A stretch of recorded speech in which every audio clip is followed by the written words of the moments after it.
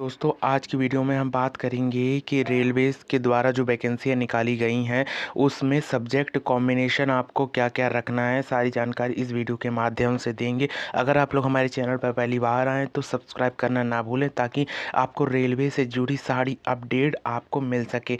तो शुरू करते हैं। देखिए, अगर आपने पोस्ट ग्रेजुएशन के लिए अप्लाई करना है तो आप कौन कौन से सब्जेक्ट में क्या क्या क्वालिफ़िकेशन चाहिए और क्या क्या कॉम्बिनेशन आपका बनना चाहिए जिससे आप फॉर्म को फिलअप कर सकते हैं। तो आइए जानते हैं। देखिए, अगर आपने कॉमर्स से अपना पोस्ट ग्रेजुएशन किया है तो सबसे पहले मास्टर डिग्री होनी चाहिए कॉमर्स में और बीएड भी होना चाहिए। इसके बाद अलग अलग पोस्ट पे दिया गया है, जैसे कि अगर आपने हिंदी से आपको भरना है तो हिंदी से आपका मास्टर डिग्री होना चाहिए, साथ ही आपका बीएड होना चाहिए। इसके बाद और भी सब्जेक्ट में देख लेते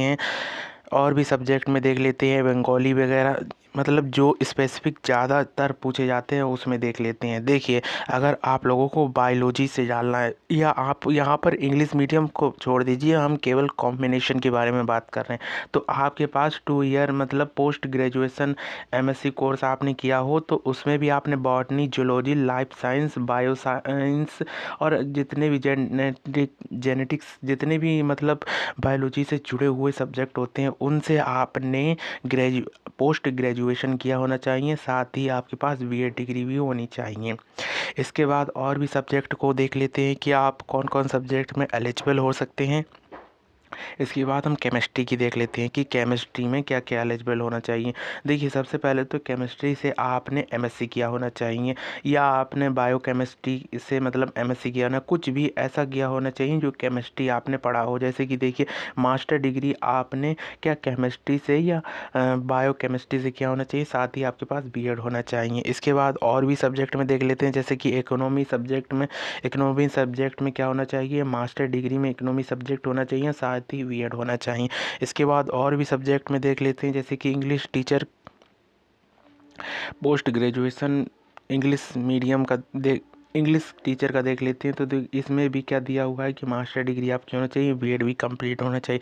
कुल मिला के बात की जाए तो जितनी भी पोस्ट ग्रेजुएशन की वैकेंसियां हैं उसमें बहुत ही कम चांस हैं कि अलग अलग से स्पेसिफिक रूप से सब्जेक्ट को मांगा गया होता है। पोस्ट ग्रेजुएशन का अर्थ ही होता है कि जिस सब्जेक्ट से आपने मास्टर डिग्री की हो उसी सब्जेक्ट से आप पोस्ट ग्रेजुएशन का फॉर्म फिलअप कर सकते हैं। जैसे देख लीजिए, अगर फिजिक्स में अगर आपको पढ़ना है तो फिजिक्स में आपने पहले तो आपने ग्रेजुएशन और फिर उसके बाद में मास्टर डिग्री एमएससी की होनी चाहिए, साथ ही आपके पास बीएड भी होना चाहिए।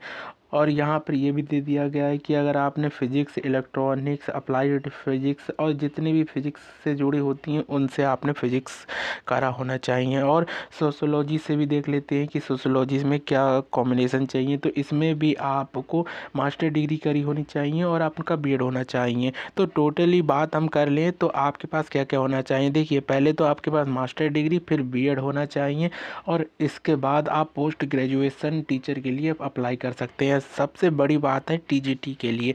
आइए हम देखते हैं टीजीटी के लिए कॉम्बिनेशन क्या क्या चाहिए होता है, क्योंकि टीजीटी में बहुत ही ज़्यादा कंफ्यूज हो जाता है कि टीजीटी में आपको कैसे क्या करना चाहिए। देखिए, अगर आपको ट्रेंड ग्रेजुएट टीचर बनना है आर्ट स्ट्रीम में तो यहाँ पर इन्होंने क्या क्या मांगा है।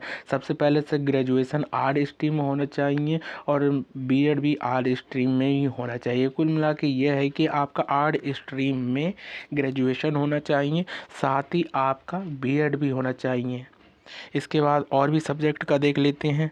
देख लिए, अब आपका हम देख लेते हैं जो टीजीटी, अगर आप लोग टीजीटी का फॉर्म भरेंगे, टीजीटी में बायोलॉजी से आप कौन कौन से मतलब लोग हैं जो भर सकते हैं। देखिए, सबसे पहले तो ग्रेजुएशन होना चाहिए, साथ ही ग्रेजुएशन ना हो या अगर आपने पोस्ट ग्रेजुएशन भी किया है तब भी आप इस फॉर्म को भर सकते हैं, क्योंकि आपको अगर बॉटनी, जूलॉजी, लाइफ साइंस जितने भी बायो से जुड़े सब्जेक्ट होते हैं उनमें से अगर आपने मास्टर डिग्री किया हुआ है तब भी आप इसको फॉर्म को भर सकते हैं। साथ ही आपके पास बीएड डिग्री होनी चाहिए और वह भी स्पेसिफिक रूप से आपने बायोलॉजी को उस बीएड डिग्री में पढ़ा होना चाहिए। इसके बाद और भी सब्जेक्ट का देख लेते हैं। इंग्लिश सब्जेक्ट में तो वही बात है कि या तो इंग्लिश सब्जेक्ट से आपने बीए किया होना चाहिए, साथ ही बीएड होना चाहिए, या यहाँ पर अगर आपको स्पेसिफिक रूप से कुछ और भी दिया होता है तो आप यहाँ पर देख सकते हैं। मेन बात होती है एसएसटी के बारे में। देखिए ज्योग्राफी से भी आप भर सकते हैं, अगर आपने ज्योग्राफी ग्रेजुएशन से किया है। यहीं पर आप देख सकते हैं हिंदी टीचर। हिंदी टीचर के लिए भी यहाँ पर ग्रेजुएशन होना चाहिए, एटलीस्ट 50% मार्क्स होने चाहिए, बीएड की डिग्री होनी चाहिए। अगर बीएड डिग्री है, अगर 50% मार्क्स नहीं है तब भी आप एलिजिबल हो सकते हैं। यहाँ पर पूरा वैकेंसी के बाईस आपको दे दिया गया हिंदी के बारे में। मेन मोटिव हमारा देखिए यहाँ पर मैथ का भी देख लीजिए, ट्रेंड ग्रेजुएट टीचर के लिए मैथ का क्या क्या रहने वाला है। तो मैथ के विषय में भी हम देख लेते हैं। यहाँ पर ग्रेजुएशन आपने मैथ से किया होना चाहिए, साथ ही आपका बीएड होना चाहिए। और यहाँ पर जो ट्रेंड ग्रेजुएट के लिए ये तो आपको पता ही होगा कि टेट टीचर एलिजिबिलिटी टेस्ट के बारे में यहाँ पर बात की गई है। मेन मोटिव हमारा ये है कि अब आपको एसएसटी के बारे में बता दें, क्योंकि एसएसटी में कॉम्बिनेशन बहुत ही ज़्यादा डिफिकल्ट हो जाता है। और हाँ, यहाँ पर आप देख सकते हैं मैथ साइंस वाले कौन कौन से भर सकते हैं फॉर्म को। अगर आपने ग्रेजुएशन इन मैथ किया हो और साथ ही आपने बॉटनी, जूलॉजी, केमिस्ट्री, फिजिक्स, देखिए अगर आप मैथ साइंस से भरना चाहते हैं तो आपने इतने सब्जेक्ट से ग्रेजुएशन किया होना चाहिए।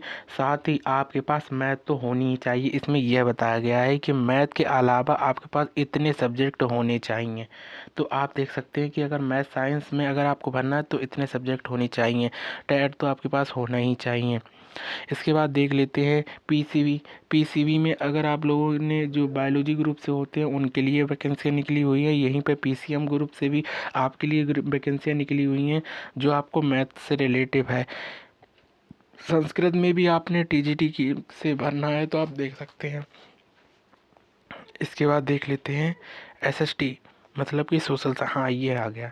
सोशल साइंस में सबसे बड़ा डिफ़िकल्ट हो जाता है। देखिए सोशल साइंस अगर आपने ग्रेजुएशन किया हो हिस्ट्री, ज्योग्राफी, इकोनॉमी और पॉलिटिकल साइंस, और इसमें भी आपने हिस्ट्री और ज्योग्राफी कंपलसरी पढ़ा होना चाहिए। मतलब कि आपने हिस्ट्री पढ़ा है तो अगर ज्योग्राफी नहीं पढ़ा है तब भी चल जाएगा, अगर आपने ज्योग्राफी पढ़ा है हिस्ट्री नहीं पढ़ा है तब भी चल जाएगी। लेकिन इन दोनों सब्जेक्ट के अलावा अगर आपके ग्रेजुएशन में यह सब्जेक्ट ही नहीं है तो आप एसएसटी से फॉर्म नहीं भर पाएंगे, मतलब सोशल साइंस से फॉर्म नहीं भर पाएंगे। क्योंकि यहाँ पर खुद ही नोटिफिकेशन में लिखा हुआ है कि आपको क्या क्या एलिजिबिलिटी चाहिए। इसके बाद इन्होंने और भी एलिजिबिलिटी के बारे में बात किया है, आप देख सकते हैं। इसमें क्या है, graduation with subject any two of the following history, geography, economy and political science. यहाँ पर आप देख सकते हैं कि आपने अगर ग्रेजुएशन के अलावा अगर आपने पोस्ट ग्रेजुएशन भी किया है history, geography, economy, political science से, तब भी आप इस फॉर्म को भर सकते हैं। मतलब कि अगर ये देखा जाए कि अगर आपको सोशल साइंस में अगर फॉर्म भरना है तो मास्टर डिग्री आपने इन सब्जेक्ट से की है जो यहाँ पर बताए जा रहे हैं, तो आप फॉर्म को भर सकते हैं। इन सब्जेक्ट से अगर आपने मास्टर डिग्री की है तो आप फॉर्म को भर सकते हैं। और भी कोई डाउट है आपके कोई सब्जेक्ट से रिलेटिव तो आप हमें कमेंट्स बॉक्स में बता सकते हैं कि आपका सब्जेक्ट कॉम्बिनेशन कौन कौन सा है। आपको सारी जानकारी आपको पता चल गई होगी। आपको देखिए पीआरटी के लिए अगर आप जाना चाहते हैं तो पीआरटी के लिए कुछ नहीं होना चाहिए, बस आपके पास या तो डिप्लोमा होना चाहिए या तो कोई आपके पास डिग्री होनी चाहिए, और साथ ही आपके पास बीएड, डीएलएड जो भी अगर आप लोगों को भरना है तो पीआरटी टीचर बनने के लिए आप कुछ भी भर सकते हैं। इंटर भी होना चाहिए, 12th भी होना चाहिए, आपके पास ग्रेजुएशन भी होना चाहिए, बीएड भी होना चाहिए। मतलब कि अगर आपके पास बीटीसी, बीएड में से कुछ भी है तो आप इस फॉर्म को भर सकते हैं। आई होप आप लोगों को सब्जेक्ट कॉम्बिनेशन में कोई भी डाउट हो तो पूछ सकते हैं कमेंट्स बॉक्स में जाकर, हम इसका रिप्लाई जल्दी से जल्दी आपको देने का करेंगे। Thank you for watching this video.